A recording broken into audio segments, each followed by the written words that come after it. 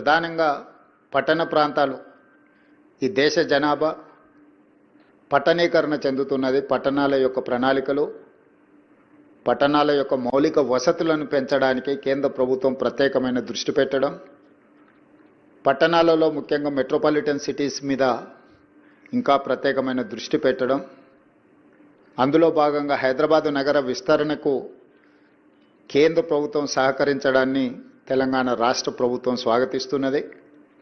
మాకు సంబంధించిన ప్రణాళికలు వివిధ సందర్భాలలో కేంద్ర మంత్రి గారికి, ప్రధానమంత్రి నరేంద్ర మోడీ గారి దృష్టికి తీసుకెళ్లడం జరిగింది.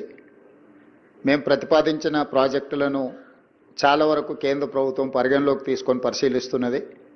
అవన్నీ కూడా వేగంగా అనుమతులు ఇవ్వడం ద్వారా ఈ నగర అభివృద్ధికి సహకరించాల్సిందిగా కేంద్ర మంత్రి గారికి విజ్ఞప్తి చేస్తున్నా.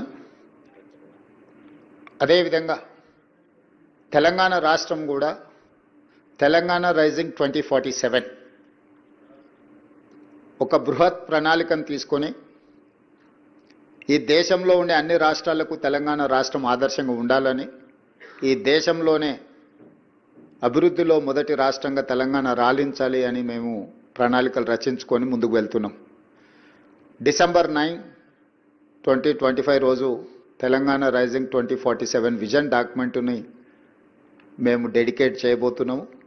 అందులో తెలంగాణ రాష్ట్ర ప్రభుత్వం యొక్క ఆలోచనలని, అదేవిధంగా 2034కి $1 ట్రిలియన్ ఎకానమీగా, 2047కి $3 ట్రిలియన్ ఎకానమీగా తెలంగాణ రాష్ట్రాన్ని అభివృద్ధి చేయాలని మేము ఒక లక్ష్యాన్ని పెట్టుకొని ముందుకు వెళ్తున్నాం.